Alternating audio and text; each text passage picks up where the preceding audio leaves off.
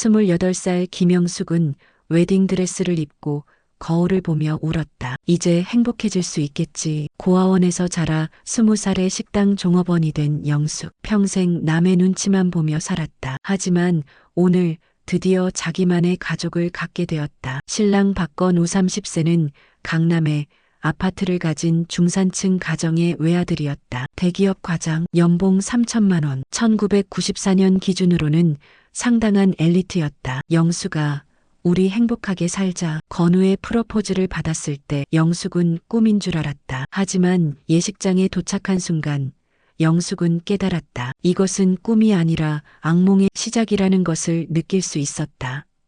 영상 제작에 큰 힘이 됩니다. 좋아요, 구독 눌러주세요. 신부 쪽 하객은 어디 계세요? 사회자의 질문에 영숙은 고개를 숙였다. 신부 측 자리는 텅 비어 있었다. 고아원 선생님 두 분과 식당 동료 서너 명이 전부였다. 반면 신랑 측은 100명이 넘었다. 강남 부촌의 친척들, 회사 동료들, 건우 어머니의 친구들까지. 저 여자가 며느리래. 고아 출신이라던데. 건우 어머니 속 터지시겠어. 속닥이는 소리가 들렸다. 영숙은 부케를 꽉 쥐었다. 손이 떨렸다. 신랑 어머니 순자 58세는 한복을 입고 앉아 있었다. 하지만 표정은 장례식에 온 사람처럼 굳어 있었다. 웃지도 않았다. 박수도 치지 않았다. 여동생 나영은 옆 사람에게 속삭였다. 형수 드레스 봤어? 완전 싸구려잖아. 우리 오빠 왜 저런 여자랑. 영숙의 웨딩드레스는 10만 원짜리 대여였다. 건우 쪽에서 결혼 비용을 일체되지 않았기 때문이다. 며느리가 가난하면 스스로 해결해야지. 순자의 한마디였다. 식이 끝나고 패백 시간 큰절 올리겠습니다. 영숙이 절을 했다. 순자는 받지 않았다. 그냥 앉아서 영숙을 내려다만 봤다. 일어나요. 차가운 목소리였다. 패백상에는 대추와 밥만 덩그러니 놓여 있었다. 다른 집은 금반지도 주고 용돈 봉투도 주는데 영숙은 아무것도 받지 못했다. 우리 집안에 들어왔으니 각오는 하고 들어온 거겠죠? 순자가 물었다. 네, 어머니. 영숙이 떨리는 목소리로 대답했다. 가난은 창피한 거예요. 우리 집안 망신시키지 마세요. 영숙은 아무 말도 하지 못했다. 결혼식 날 시어머니한테 처음 들은 말이 망신시키지 말아였다. 신혼여행은 없었다. 신혼여행? 그런 사치 부릴 돈 있으면 집에 보태지. 순자의 말에 건우는 고개를 숙였다. 영숙은 웨딩드레스를 벗자마자 시댁으로 들어갔다. 강남 압구정동 30평 아파트. 영숙이 평생 살던 반지하 단칸방과는 차원이 달랐다. 와, 크다. 영숙이 감탄했다. 크긴. 우리 시골집은 이것보다 3배는 컸어. 나영이 비웃었다. 순자가 영숙을 작은 방으로 안내했다. 여기가 너희 신혼방이야. 좁지? 며느리 주제에 큰 방 쓸 생각은 하지 마. 6평도 안 되는 작은 방이었다. 옷장 하나, 낡은 침대 하나가 전부였다. 감사합니다, 어머니. 영숙은 그래도 고마웠다. 지붕이 있는 곳에서 잘 수 있다는 것만으로도. 밤 10시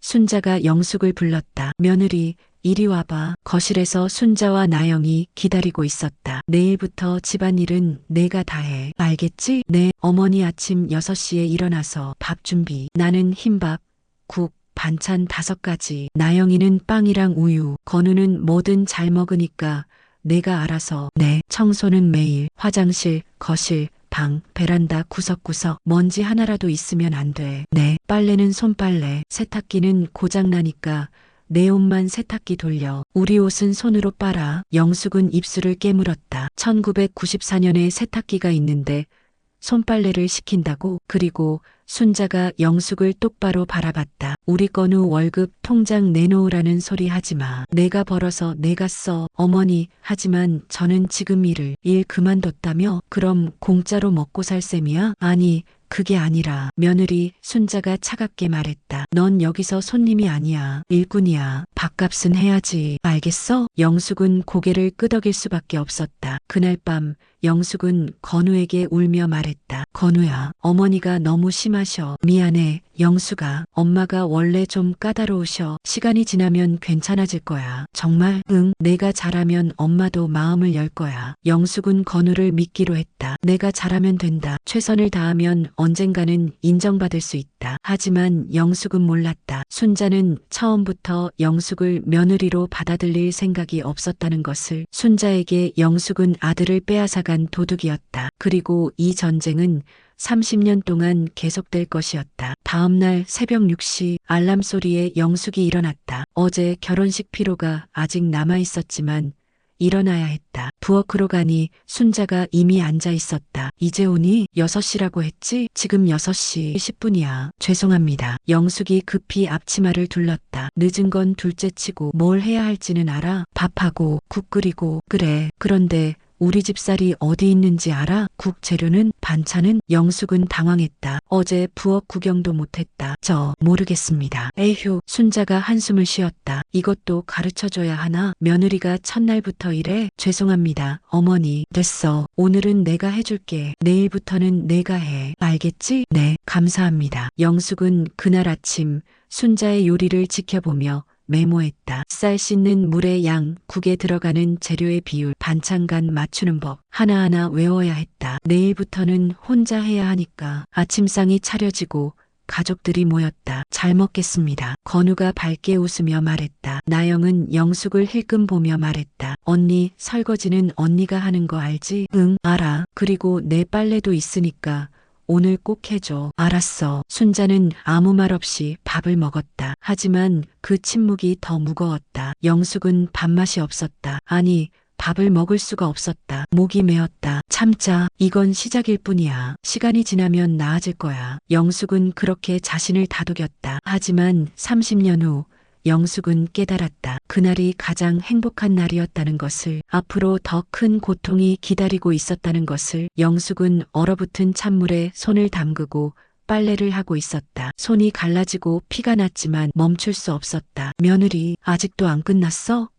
순자의 목소리가 들렸다. 죄송합니다. 어머니, 거의 다 했습니다. 거의가 어딨어. 빨리 끝내고 저녁 준비해. 영숙은 서둘러 빨래를 헹궜다. 손에 감각이 없었다. 동상 걸릴 것 같았다. 결혼 3개월 영숙의 손은 이미 40대 아줌마 손처럼 거칠어져 있었다. 얼굴에는 기미가 생기기 시작했고 머리카락은 푸석푸석했다. 건우는 매일 밤 10시에 들어왔다. 회식이라며 집에 오면 바로 잠들었다. 건우야, 나 힘들어. 영숙이 말하려 하면 나도 힘들어. 좀 쉬게 해줘. 건우는 등을 돌렸다. 영숙은 혼자였다. 완전히 혼자였다. 그날은 1월 15일 일요일 아침이었다. 으악, 도둑이야. 순자의 비명이 집안을 울렸다. 영숙이 급히 달려갔다. 어머니, 무슨 일이세요? 내 돈 100만 원이 없어졌어. 네, 100만 원이요? 순자는 서랍을 뒤지며 난리를 쳤다. 나영도 나왔고 건우도 잠에서 깼다. 엄마, 어디 두셨는지 잘 생각해 보세요. 건우가 진정시켰다. 아니야, 분명히 여기 있었어. 어제 저녁에 확인했는데. 순자가 갑자기 영숙을 노려봤다. 며느리, 너 내 돈 받지? 네, 저는 못 받는데요. 거짓말. 너 어제 내 방 청소했잖아. 청소는 했지만 돈은 100만 원이야. 100만 원. 이게 농담으로 보여? 순자의 목소리가 점점 커졌다. 영숙은 황당했다. 돈을 본 적도 없는데. 어머니, 저 진짜 안 봤어요. 다른데 두신 거 아니에요? 다른데? 내가 내 돈을 어디 뒀는지 모르겠어? 순자가 영숙의 방으로 쳐들어갔다. 엄마, 뭐 하시는 거예요? 건우가 따라갔다. 내 아내 방 뒤져봐야지. 돈 숨겼을 거 아냐? 순자는 영숙의 옷장을 열고 서랍을 뒤지기 시작했다. 영숙의 옷가지들이 바닥에 널브러졌다. 어머니, 이러시면 안 돼요. 영숙이 말렸다. 비켜. 도둑 주제에. 저는 도둑이 아닙니다. 그럼 누가 가져갔어? 이 집에 너 말고 누가 있어? 나영이 끼어들었다. 엄마 말씀이 맞아요. 형수 말고 누가 가져가겠어요? 오빠 월급도 안 주는데 돈 필요했을 거 아니에요. 나영아, 너무 그러지 마. 건우가 동생을 말렸다. 오빠는 왜 맨날 언니 편만 들어? 엄마 돈 100만 원이 없어졌다고. 순자는 영숙의 지갑까지 뒤졌다. 그 안에는 5만 원이 들어있었다. 이게 뭐야? 어디서 났어? 그건 제가 식당에서 일했을 때 모아둔 돈이에요. 거짓말. 이게 내 돈 아냐? 아니에요. 진짜 제 돈이에요. 증거 있어? 영숙은 말문이 막혔다. 증거? 돈에 무슨 증거가 있겠는가? 어머니, 제발 믿어주세요. 믿어? 도둑을 어떻게 믿어? 순자는 영숙의 5만 원까지 빼앗아 갔다. 이것도 압수야. 내 100만 원 찾을 때까지 내 돈은 내가 갖고 있을 거야. 그날 밤 건우가 영숙에게 물었다. 영숙아, 너 정말 안 가져간 거지? 영숙은 믿을 수 없다는 표정으로 남편을 바라봤다. 당신도 나를 의심하는 거야? 아니, 그게 아니라 엄마가 너무 확신하시니까 나는 안 했어. 진짜로. 알아. 근데 혹시 모르니까. 혹시 모르긴 뭘 몰라. 나는 도둑이 아니야. 영숙이 목소리를 높이자 건우가 짜증을 냈다. 야, 나보고 어떡하라고. 엄마가 저러시는데. 그럼 당신은 엄마 편이야?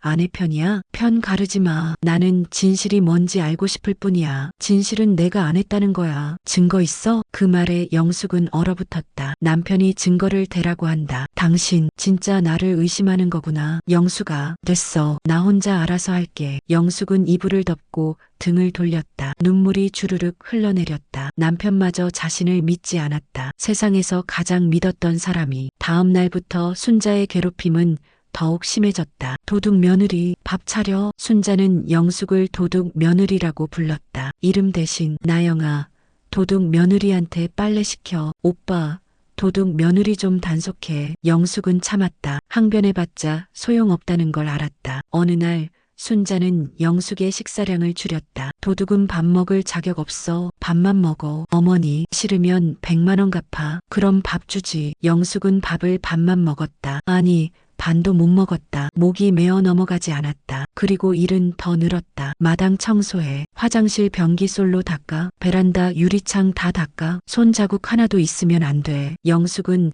하루 16시간을 일했다. 새벽 6시부터 밤 10시까지. 손은 갈라지고 무릎은 까졌고 허리는 펴지지 않았다. 건우는 아무 말도 하지 않았다. 아내를 보호하지 않았다. 어느 날 나영이 영숙을 불렀다. 언니, 내 방 좀 청소해줘. 알았어. 영숙이 나영의 방을 청소하는데 나영이 갑자기 소리쳤다. 엄마, 언니가 내 귀걸이 만지고 있어. 뭐?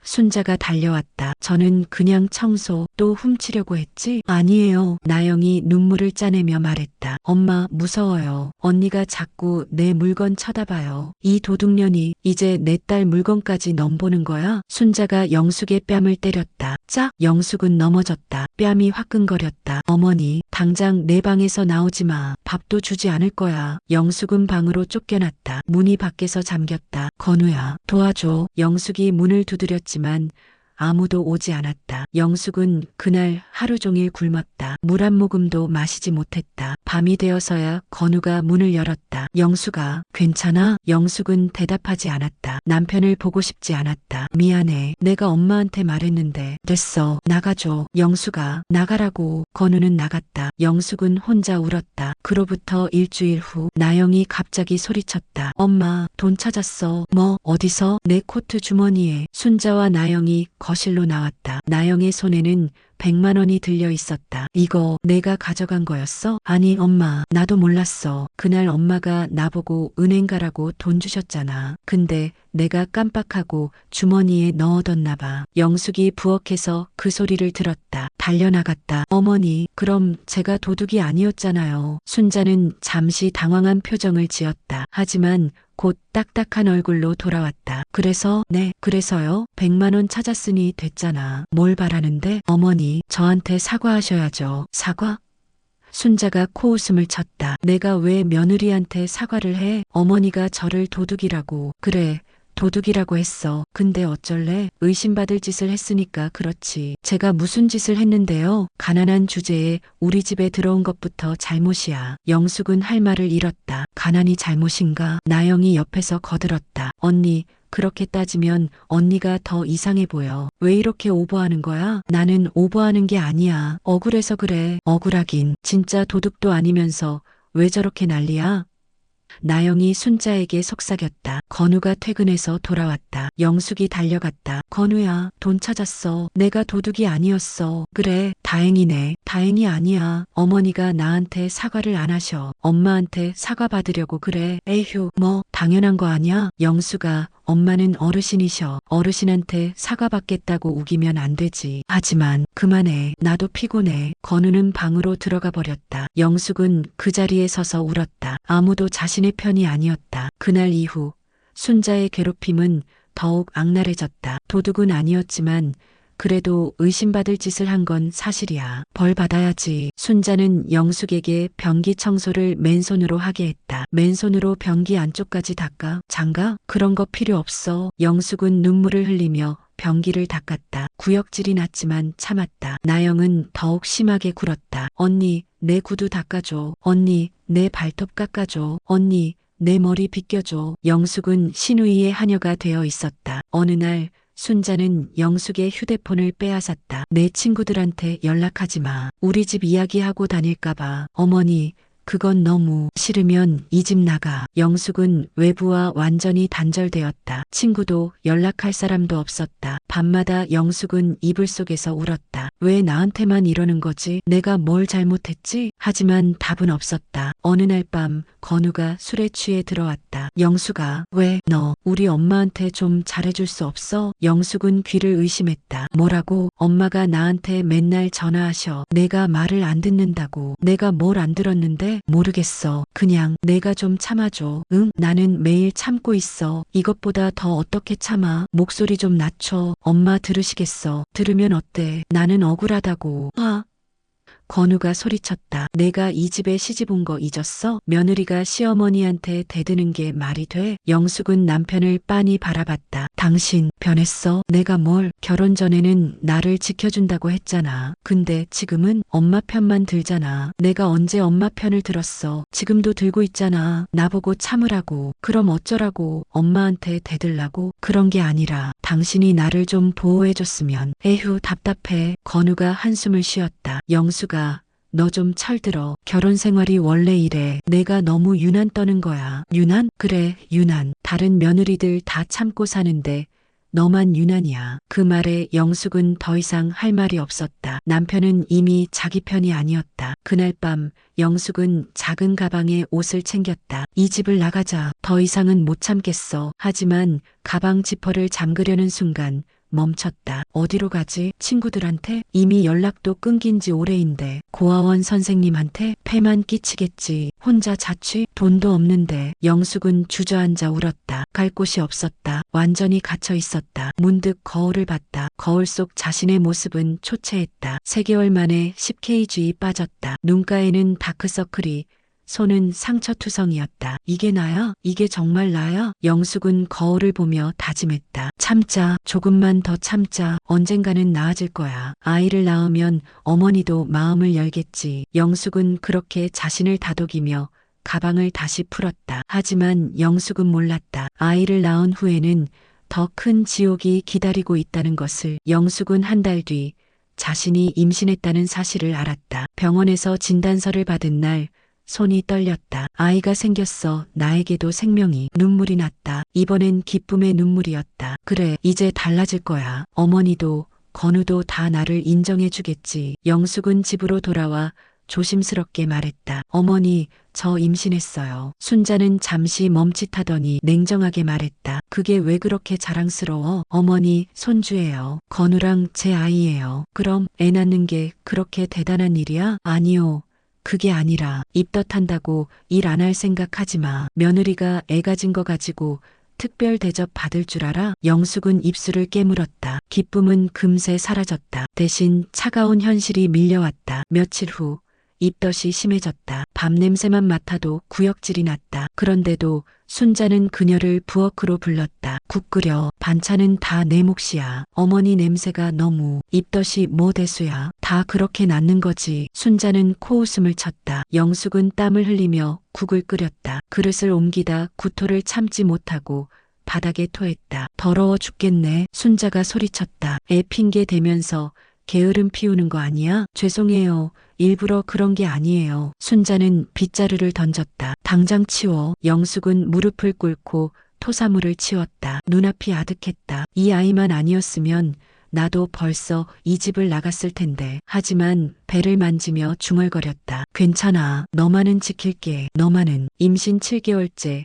병원에서 의사는 말했다. 스트레스가 심하신가요? 산모가 너무 마르셨어요. 아이도 작습니다. 영숙은 대답하지 못했다. 집에 돌아오자마자 순자가 말했다. 병원비 또 나왔어? 도대체 얼마나 처먹는 거야? 아니에요. 검사비예요. 애 낳기도 전에 돈부터 축내네. 하여간 가난한 집 며느리는 안 돼. 그날 밤 영숙은 배를 감싸 안고 조용히 울었다. 건우는 여전히 퇴근 후 술에 취해 들어왔다. 건우야, 병원에서 아이가 작대. 그래서 너 스트레스 주지 말라고 또 엄마 탓하려고? 그게 아니라. 됐어. 제발 그만 좀 하자. 나 피곤해. 건우는 그대로 잠들었다. 영숙은 이불 속에서 배에 손을 얹고 속삭였다. 괜찮아, 아가. 엄마가 다 괜찮게 만들 거야. 그리고 마침내 진통이 왔다. 새벽 3시. 어머니 배가 너무 아파요. 뭐? 진통? 병원은 무슨 병원? 그냥 좀 더 참아봐. 안 돼요. 제발 살려주세요. 순자가 마지못해 건우를 깨웠다. 야,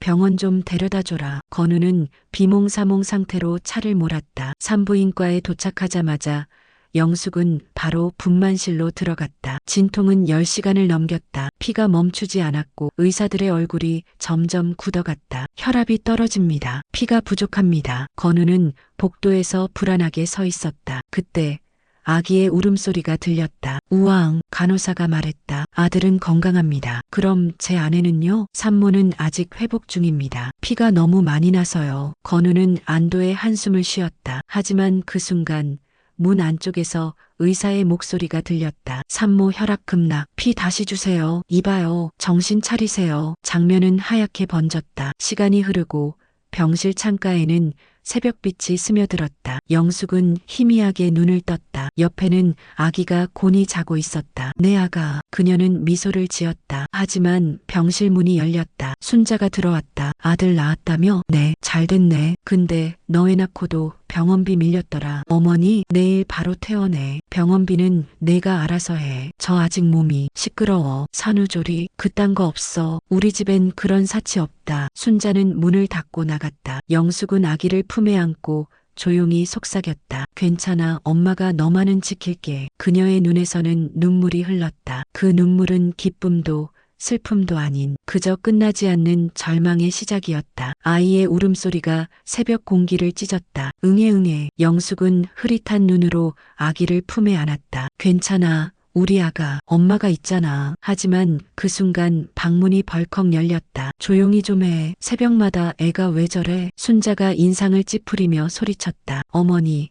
이제 태어난 지 일주일밖에 안 됐어요. 밤에 깨는 건 당연? 내가 젖을 제대로 안 줘서 그런 거 아냐? 애가 배고파서 우는 거겠지. 아니에요. 방금 먹였어요. 입만 열면 변명이지. 순자는 문을 세게 닫고 나갔다. 영숙은 아이를 품에 안은 채 떨었다. 방 안은 어둡고 차가웠다. 남편 건우는 옆방에서 코를 골며 자고 있었다. 건우야. 그녀가 조심스레 불렀지만 대답은 없었다. 다음 날 아침 부엌에서는 순자와 나영이 낮은 목소리로 수군거렸다. 엄마, 근데 언니 아기 눈 좀 이상하지 않아? 그러게. 애 아빠 눈은 쌍꺼풀인데 저건 왜 저래? 혹시 나영이 입을 막았다. 언니가 다른 사람하고. 쉿. 그래도 그런 말은 함부로 하지 말자. 하지만 두 사람의 눈빛은 이미 확신으로 물들어 있었다. 며칠 후 건우가 퇴근하고 돌아오자마자 순자가 말했다. 건우야.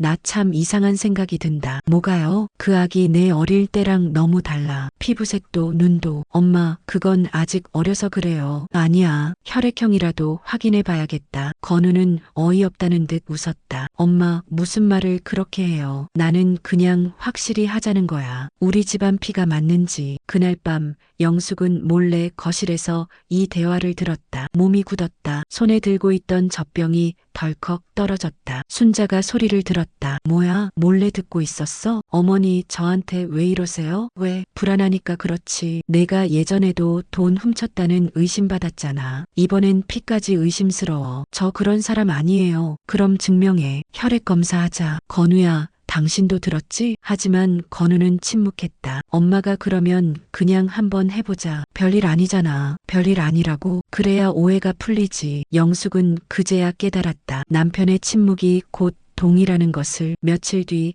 순자는 몰래 병원으로 가서 아이의 혈액형을 알아봤다. 그리고 집에 돌아와 일부러 소문을 냈다. 이상하다. 아기 혈액형이 A형이라네. 우리 건우는 B형인데? 그럼 언니는? 나영이 물었다. 모르지. 그럼 누구 피를 닮은 걸까? 나영이 입가를 가리며 킥킥 웃었다. 설마 언니가? 쉿, 입 조심해. 하지만 여자의 일은 모르는 거지. 그날 저녁 영숙은 순자에게 따졌다. 어머니, 병원에 제 허락도 없이 왜? 허락할 자격이 있긴 해. 저희 아이예요. 확실해? 무슨 뜻이에요? 그 말 그대로야. 넌 전에도 우리를 속였잖아. 한 번 속은 사람은 두 번도 속아. 그건 오해야요. 그 돈은. 됐어. 변명은 그만해. 그때 건우가 퇴근에 들어왔다. 당신 제발 엄마랑 싸우지 좀 마. 나까지 힘들어. 나 힘든 건 생각 안 해? 너는 애 낳고 예민한 거야. 다 그렇게 겪어. 이건 예민한 게 아니야. 모욕이야. 모욕이라도 참고 넘어가. 우리 엄마잖아. 영숙은 웃었다. 그래.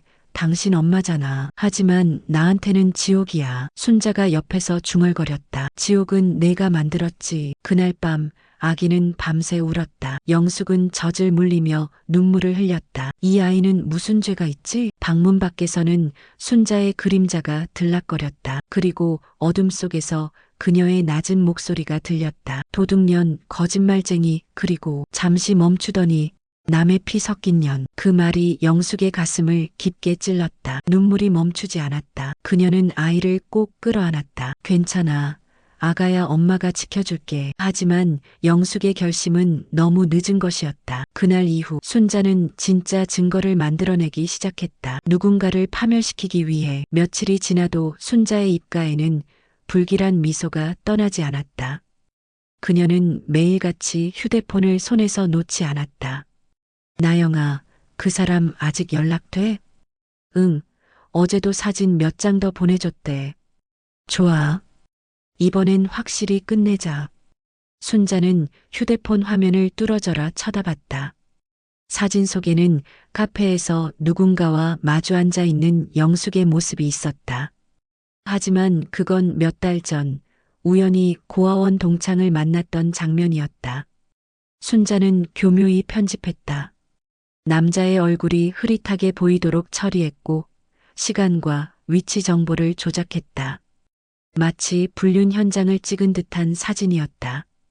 그날 밤 순자는 건우에게 말했다. 건우야, 엄마가 말하기도 싫은데 내가 봐야겠다. 또 무슨 일이에요, 엄마? 이거 좀 봐. 순자가 건넨 휴대폰 화면을 본 건우는 잠시 말을 잃었다. 사진 속엔 영숙이 낯선 남자와 웃고 있었다. 이게 뭐예요? 나도 몰라. 그냥 누가 우연히 찍어서 보내줬대.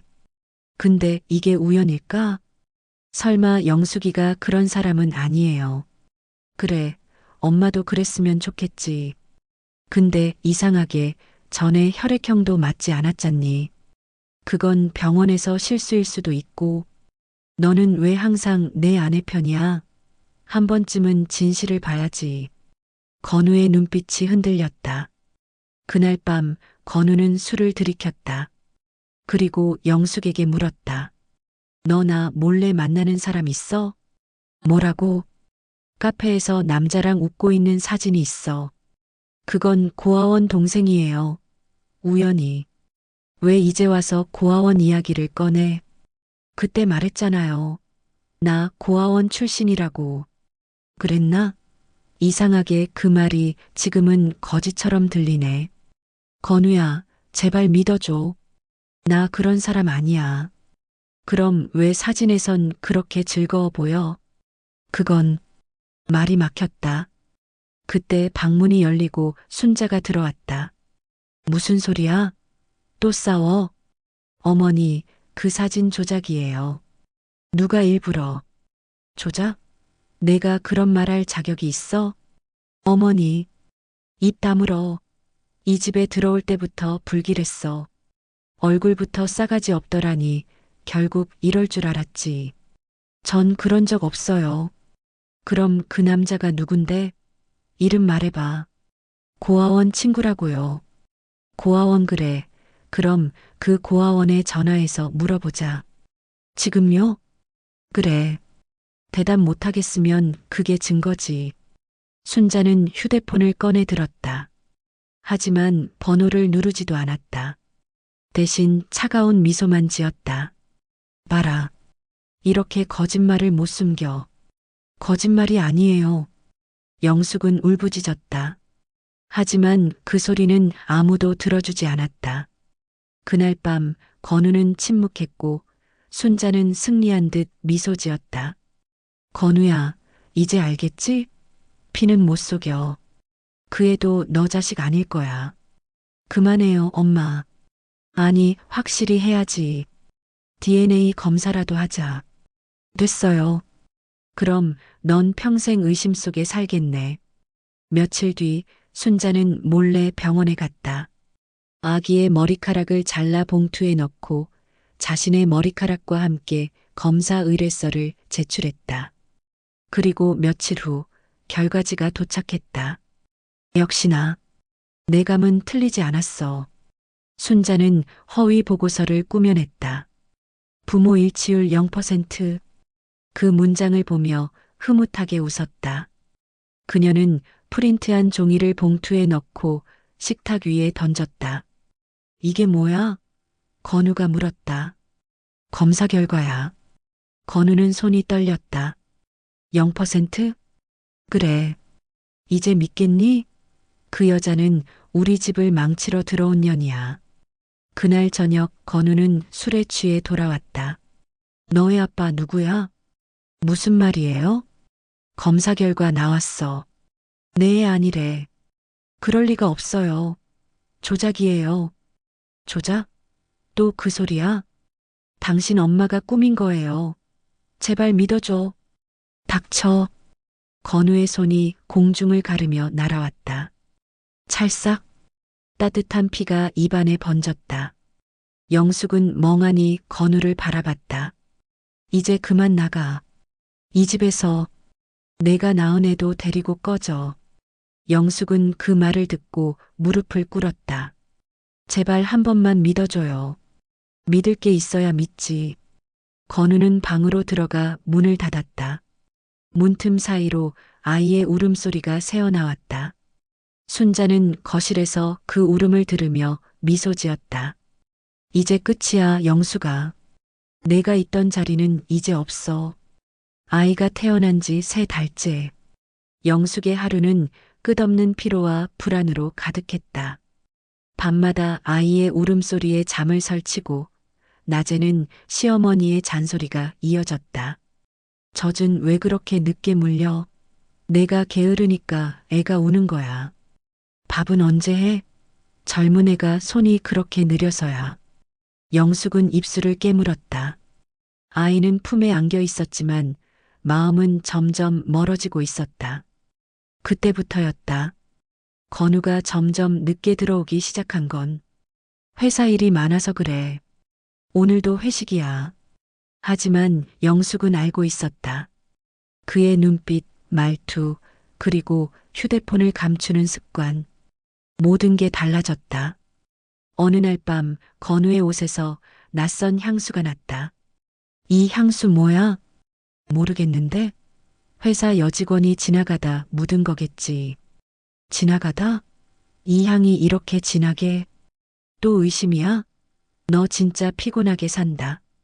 그 말에 영숙은 아무 말도 하지 못했다. 대답 대신 손에 쥔 젖병을 꽉 쥐었다. 손등에 핏줄이 붉어졌다.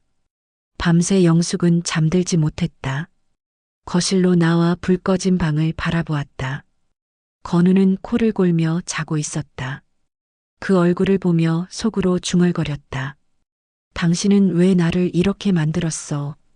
다음 날 시어머니가 또 찾아왔다. 너 요즘 왜 이렇게 멍하니 있니? 애는 누가 돌보니? 죄송해요. 잠을 잘 못 자서. 엄마가 돕는 것도 한계야. 내가 정신 똑바로 차려야지. 그 말에 영숙의 눈빛이 흔들렸다. 정신 차리라니. 정말 내가 미친 걸까? 그날 밤 그녀는 휴대폰을 들고 건우의 메시지를 몰래 확인했다. 그 안에는 익숙하지 않은 이름, 혜진, 그리고 문장 하나. 오늘도 그 사람 잊지 말아요. 당신 옆에 여자는 불쌍하네요. 그 순간 영숙의 심장이 멎은 듯 했다. 손끝이 떨리고 눈앞이 하얘졌다. 휴대폰을 떨어뜨리며 중얼거렸다. 이제 끝이야. 하지만 아직 끝이 아니었다. 그녀는 아직 무너지는 중이었다. 그리고 그 무너짐의 끝에는 아직 밝혀지지 않은 비밀이 기다리고 있었다. 밤은 유난히 길었다. 영숙은 불 꺼진 방 안에서 앉아 있었다. 손에는 깨진 휴대폰, 그리고 파편처럼 흩어진 문자 조각들. 당신 옆에 여자는 불쌍하네요. 그 한 문장이 계속 귓가를 맴돌았다. 불쌍한 사람은 나인가? 아니면 그 여자인가? 창문 밖으로는 바람소리가 들려왔다. 아기의 숨소리는 고요했지만 그 고요가 오히려 더 무서웠다. 그녀는 결심했다. 이제는 진실을 확인하자. 다음 날 아침 건우는 아무 일도 없다는 듯 커피를 마셨다. 오늘은 일찍 나가야 돼. 회식? 응. 거래처 미팅이 늦게 끝나. 그의 눈빛은 피곤한 척했지만 거짓이었다. 영숙은 조용히 고개를 끄덕였다. 건우가 나간 후 그녀는 거실 한켠에 있던 CCTV를 꺼냈다. 육아용으로 설치했던 그 카메라.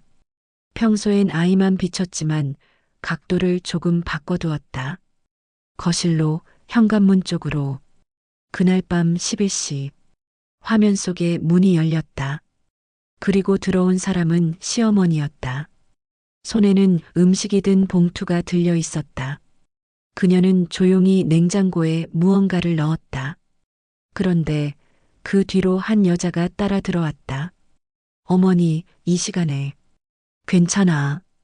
건우가 곧 올 거야. 그럼 전 안방에 있을게요. 그 여자의 얼굴이 드러났다. 혜진. 문자 속 그 이름. 영숙의 손이 떨렸다. 다음 날 영숙은 아무 말도 하지 않았다. 건우가 퇴근해 오자 평소처럼 밥을 차려주었다. 오늘은 된장찌개야. 오, 좋네. 그의 웃음이 섬뜩했다. 거짓된 평온. 하지만 오늘은 영숙이 준비한 마지막 저녁이었다. 식탁 위에는 조용히 녹음기가 켜져 있었다. 건우 씨, 나 요즘 이상한 꿈을 꿔. 무슨 꿈? 당신이 다른 여자랑 웃고 있는 꿈. 그게 왜 꿈이야? 그냥 불안해서 그런 거지.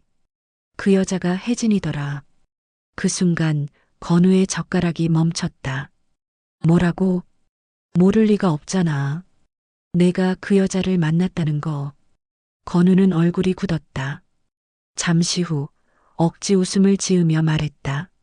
너 미쳤어. 언제부터 이런 상상했어? 상상? 영숙은 휴대폰을 꺼내 들었다. 그리고 CCTV 영상을 틀었다. 화면 속 건우와 혜진이 웃으며 들어오는 모습. 그 순간 건우의 얼굴이 하얗게 질렸다. 이건 오해야. 오해? 그냥 잠깐 도와준 거야. 혜진은 내 대학 동기야. 도와줬다고? 한밤중에 당신 아파트에서? 건우의 말은 꼬였다. 숨이 거칠어졌다. 영숙은 차분히 그를 바라보았다. 이제는 거짓말하지 마. 난 이미 다 봤어. 그리고 들었어. 그 사람 옆에 여자는 불쌍하다고 말하던 그 목소리까지. 건우는 자리에서 벌떡 일어났다. 내가 내 핸드폰을 봤어? CCTV까지 몰래 찍었어? 그래. 왜? 그게 문제야? 미쳤구나. 완전히 미쳤어. 그래, 맞아. 당신이 만든 미친 여자야. 순간 건우가 손을 들었다. 탁! 밥그릇이 바닥에 떨어지며 깨졌다. 아이는 울기 시작했다. 조용히 해. 애가 깰 거잖아. 이미 깼어, 건우 씨. 그리고 우리 결혼도 이미 깼어. 그날 밤 영숙은 아이를 품에 안고 집을 나섰다. 비가 내리고 있었다. 그녀는 한참을 걸었다. 발이 젖고 머리카락이 얼굴에 달라붙었지만 멈추지 않았다. 어디로 가야 할지 몰랐지만 이제 무섭지 않았다. 그녀는 자신을 올가매던 모든 두려움과 굴레를 버리고 있었다. 그녀의 눈빛은 차가웠다. 이제 내 인생은 내가 지킬 거야. 며칠 후 건우는 경찰에 신고했다.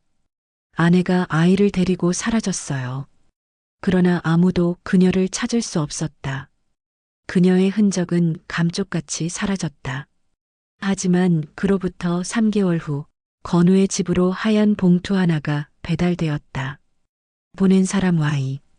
S. 봉투 안에는 작은 USB 하나와 짧은 쪽지가 있었다. 당신이 파괴한 건 가정이 아니라 나의 마지막 인간성이었어. 이건 세상에 공개될 거야. 건우는 얼굴이 하얘졌다. USB를 컴퓨터에 꽂자 그 안에는 그날 밤의 영상이 있었다. 혜진과 건우, 그리고 시어머니가 함께 웃고 있던 그 장면. 그리고 또 하나. 침실 문 너머에서 모든 걸 지켜보던 영숙의 눈빛. 그 눈빛은 분노가 아니라 차가운 평온이었다. 끝내 모든 걸 초월한 사람의 눈빛. 그 후 영상은 온라인에 유출되었다. 회사, 가족, 주변 모두가 등을 돌렸다. 건우의 인생은 무너졌다. 반면 몇 달 뒤 한적한 도시의 작은 카페. 아기를 안고 커피를 마시는 여자가 있었다. 미소를 지으며 창밖을 바라보는 그녀. 영숙이었다. 그녀의 손목엔 여전히 상처 자국이 남아 있었지만 그 눈빛만큼은 단단했다. 이제 진짜 나로 살 거야. 그녀는 아기의 손을 꼭 잡았다. 창문 너머로 햇살이 비쳤다. 그리고 그녀의 속삭임. 하루아침에 사라진 영숙. 그녀가 떠난 지 한 달이 지났다. 순자와 나영, 그리고 건우는 처음엔 평화로웠다. 아휴, 드디어 조용하네. 엄마, 솔직히 속 시원하지? 그 여자 너무 유난 떨었어. 그러게. 어디 가서 불쌍한 척이나 하고 있겠지. 하지만 그 평화는 길지 않았다. 며칠 뒤 검은 차량 여러 대가 마을 입구에 들어섰다. 검은 정장 차림의 남자들이 줄지어 내려왔다. 그중 한 명이 말했다. 김순자 씨, 여기 계십니까? 네, 접니다만. 김영숙 씨의 변호사입니다. 영숙? 그게 누군데요? 며느리분이시죠. 오늘은 그분의 공식 통보를 전하러 왔습니다.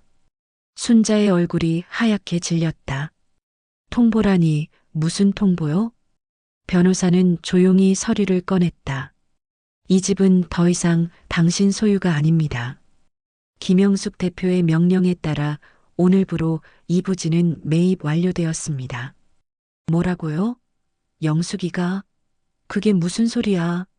나영이 소리쳤다. 그 여자가 무슨 돈이 있다고. 변호사는 미소를 지었다. 모르셨군요. 김영숙 대표는 하성그룹의 유일한 상속자입니다. 뭐라고요? 순자와 나영은 믿을 수 없다는 표정을 지었다. 고아원 출신이라더니 그게 다 거짓이었어? 아니요. 변호사가 말했다. 사실입니다. 다만 그녀는 어릴 적 하성 회장의 유일한 친딸로 입양 직전 고아원에 맡겨졌던 것입니다. 순자의 다리가 풀렸다. 그녀가 무시하고 모욕하고 때렸던 그 며느리가 실은 자신들이 감히 넘볼 수 없는 재벌의 혈통이었다. 그날 밤 건우가 술에 취해 중얼거렸다. 영숙이가 회장님 딸이라고? 거짓말이겠지. 하지만 다음 날 모든 방송 뉴스가 보도했다. 하성그룹 유산 상속자 김영숙 대표 공식 복귀. 가정폭력 모욕 혐의로 전시댁 가족 고소, 재벌 상속녀의 숨겨진 고난의 과거. 순자는 TV 앞에서 그대로 얼어붙었다. 그때 초인종이 울렸다. 딩동. 문 앞에는 검은 코트를 입은 여자가 서 있었다. 바로 영숙이었다. 예전의 수줍고 불안한 표정은 사라지고 대신 냉철하고 강한 눈빛이 있었다. 그녀의 옆에는 비서와 경호원들이 서 있었다. 오랜만이네요, 어머니. 순자는 떨리는 목소리로 말했다. 영수가 오해야. 엄마가 그땐 몰라서. 네. 몰라서 사람을 밟았죠. 하지만 이제 저는 알아요. 누가 저를 밟았는지, 누가 저를 울렸는지. 그만해, 영수가. 가족이잖아. 가족? 영숙이 웃었다. 저에게 가족은 없습니다. 다만 복수할 상대만 있을 뿐이죠. 그녀는 손가락을 튕겼다. 경호원들이 들어와 집안을 정리하기 시작했다. 벽에 걸린 사진들, 장식품, 가구들까지 모두 치워졌다. 이 집은 제 어머니가 생전에 소유했던 저택이에요. 이제 되찾을 뿐입니다. 순자가 울부짖었다. 제발 한 번만 봐줘. 너 어렸을 때 내가 밥도 해주고 옷도. 그건 사람한테 하는 최소한의 일이었어요. 하지만 당신은 사람을 짓밟았죠. 나영이 비명을 질렀다. 언니, 나 언니 미워서 그런 게 아니야. 그냥 재미로였지. 나를 괴롭히는 게. 영숙의 눈빛이 차가웠다. 이제 내가 어떤 기분인지 느껴볼 차례야. 며칠 뒤 순자와 나영, 건우의 계좌는 모두 동결됐다. 회사는 압류당했고 신용불량자 신세가 되었다. 그들은 집도 잃고 거리로 나앉았다. 한편 영숙은 하성그룹 본사 회장실에서 창밖을 바라보고 있었다. 도시의 불빛이 그녀의 얼굴을 비췄다. 그녀는 조용히 중얼거렸다. 복수는 끝났다. 이제 나 자신을 되찾을 시간이다. 비서가 다가왔다. 회장님, 언론 인터뷰 준비됐습니다. 좋아요. 하지만 이번엔 제 이야기로 끝내지 말아요. 무슨 뜻이십니까? 세상에는 아직도 나처럼 억울하게 사는 여자들이 많아요. 그들에게 말해줘요. 당신은 잘못이 아니다라고. 비서는 고개를 숙였다. 영숙은 미소를 지었다. 그리고 나에게 복수란 단지 시작일 뿐이에요. 진짜 목표는 세상이 나 같은 사람을 다시 만들지 않게 하는 거예요. 그녀는 천천히 회장실을 걸어 나갔다. 뒤에는 하성그룹 김영숙이라는 금색 명패가 빛나고 있었다. 시간은 흘렀다. 화성그룹의 회장 김영숙이라는 이름은 이제 대한민국 누구나 아는 이름이 되었다. 과거 고아로 자라며 수많은 멸시와 고통을 겪었던 그녀는 이제 억압받고 상처받은 여성들의 목소리가 되었다. 기자들이 몰려드는 기자회견장, 수많은 플래시 속에서 김영숙은 단상 위로 천천히 걸어 올라갔다. 그녀의 눈빛은 강인했지만 따뜻했다.